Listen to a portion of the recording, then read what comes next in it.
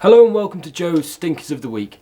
I'll be taking you through some of the worst political and business related gaffes from the last 7 days. Firstly, a special mention to South West Water for managing to poison around 50 residents of Brixham in Devon. A waterborne parasite that causes diarrhoea and vomiting was found in 17,000 homes last Wednesday. All affected homes were offered £215 compensation, costing the company around £3.5 million. Next, ChatGPT's attempt to sound like the Black Widow has put the parent company in hot water. In a statement on X, Scarlett Johansson said that she was shocked and angered that the voice of Sky, OpenAI's newest project, sounds so eerily similar to her.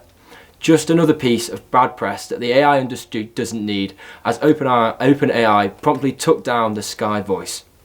Following on from a complaint by a singular woman, we have a story that has drawn complaints from every woman I've spoken to about it. American football player Harrison Butker gave a graduation speech at a college in Kansas where he told female graduates to be excited about the vocation that is being a homemaker, using his own wife as an example.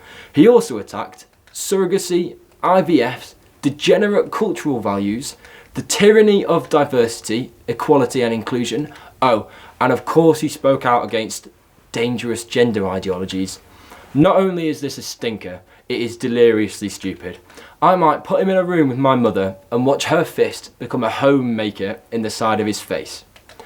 On a more serious note, the recent Singapore Airlines flight that suffered turbulence so severe it left several passengers injured and one dead was a tragic disaster.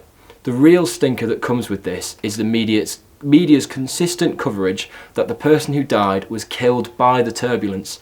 In actual fact, he had a heart attack. No less of a disaster, but blaming the usually harmless turbulence for a random medical emergency could spare a new generation of people afraid to fly.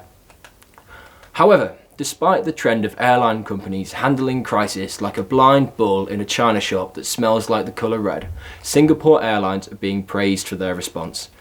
They sent an immediate rescue flight to bring all passengers who didn't need medical attention back to Singapore, where the airline CEO met them on arrival. They provided transport to hotels and residences in Singapore, as well as lounge access to all passengers, all whilst providing constant status updates about passengers on both Facebook and X.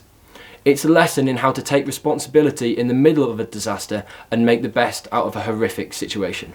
Finally, the obvious main stinker of the week was our current Prime Minister's decision to stand outside in what I can only imagine was an attempt at masculine solidarity with the soaking masses. Instead, he announced the general election whilst looking like the rat from Flushed Away.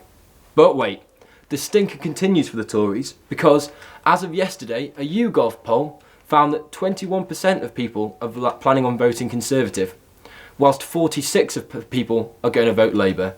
If this is accurate, Rishi will usher in the first Labour government in 14 years. Oof. Right, that's it for this week's Weekly Stinkers. Some of these stories are messier even than us at the magazine. See you next week.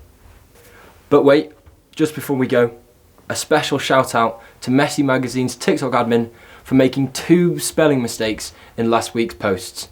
10 points to Gryffindor if you can find them. Thank you very much.